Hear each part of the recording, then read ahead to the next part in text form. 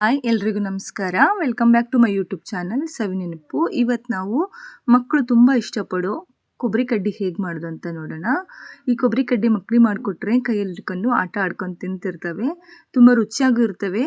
ಹೇಗೆ ಮಾಡೋದು ಅಂತ ನೋಡೋಣ. ಅದಕ್ಕೂ ಮುಂಚೆ ಹೊಸದಾಗಿ ಯಾರೆಲ್ಲ ನನ್ನ ಚಾನಲ್ ನೋಡ್ತಿರೋ ಪ್ಲೀಸ್ ನನ್ನ ಚಾನಲ್ನ ಸಬ್ಸ್ಕ್ರೈಬ್ ಮಾಡಿ.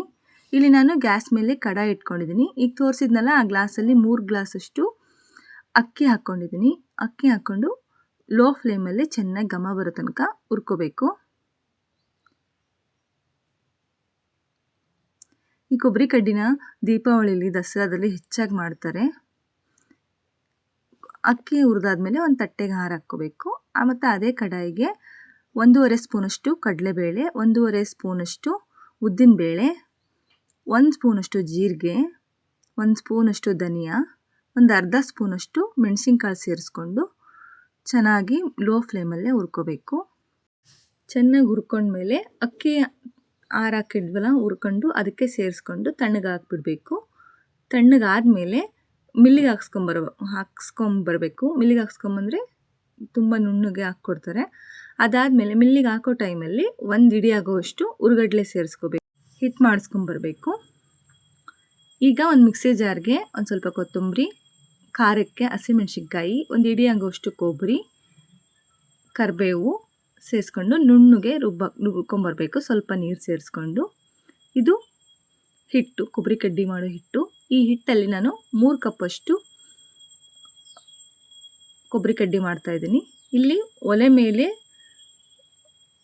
ಒಂದು ಪಾತ್ರೆ ಇಟ್ಕೊಂಡು 3 ಕಪ್ ಹಿಟ್ಟಿಗೆ ಇಲ್ಲಿ ನಾನು 1 ಕಪ್ ಮಸಾಲೆ, 1 ಕಪ್ಪು ನೀರು ಸೇರಿಸ್ಕೊತಾ ಇದ್ದೀನಿ.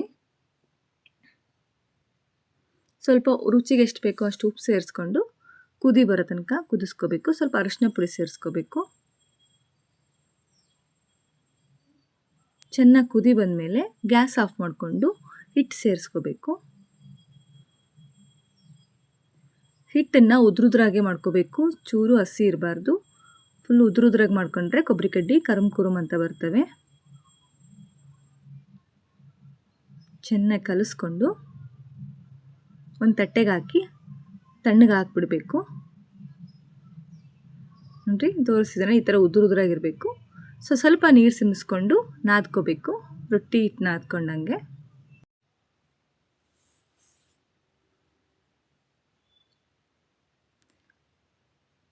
ಹಿಟ್ಟು ನಾದ್ಕೊಂಡಾಗಿದೆ. ಈಗ ಸ್ವಲ್ಪ ಹಿಟ್ಟು ತಗೊಂಡು ಈ ಥರ ಕಡ್ಡಿ ಥರ ಒಸ್ಕೋಬೇಕು ಕೈಯಲ್ಲೇ. ನೋಡಿ ತೋರಿಸಿದಲ್ಲ, ಈ ಥರ ಒಸ್ಕೊಂಡು ಸೈಡಲ್ಲಿ ಇಡಬೇಕು. ಸ್ವಲ್ಪ ಹಿಟ್ಟು ತಗೊಂಡು ಈ ಥರ ಒಸ್ಕೋಬೇಕು.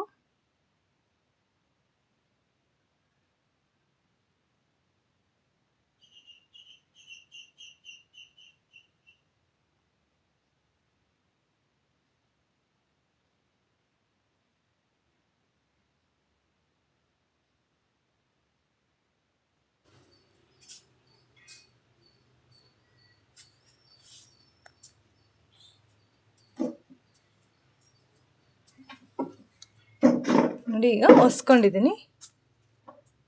ನೋಡಿ ಎಷ್ಟು ಚೆನ್ನಾಗಿ ಕಾಣಿಸ್ತಿದ್ದಾವೆ.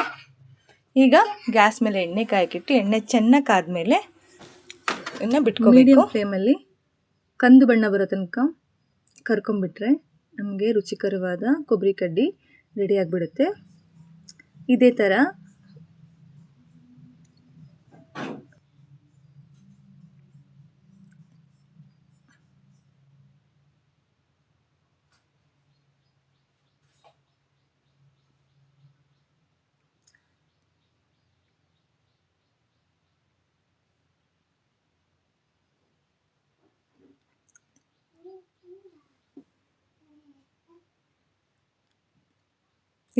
ಎಲ್ಲ ಕೊಬ್ಬರಿ ಕಡ್ಡಿನೂ ಕರ್ಕೊಂಬಿಟ್ರೆ ನಮಗೆ ರುಚಿಕರವಾದ ಕೊಬ್ಬರಿ ಕಡ್ಡಿ ರೆಡಿ ಆಗಿಬಿಡುತ್ತೆ.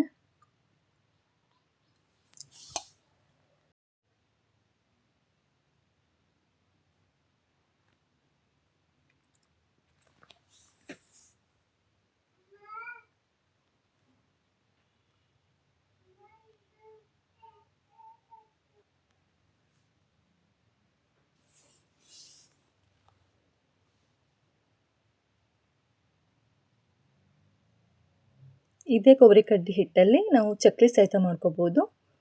ಚಕ್ಲಿ ಈಸಿಯಾಗಿ ಬರ್ತವೆ, ಸ್ವಲ್ಪನೂ ಮುರಿದೋಗಲ್ಲ. ನೋಡಿ ಎಷ್ಟು ಚೆನ್ನಾಗಿ ಮಾಡ್ಕೋಬೋದು.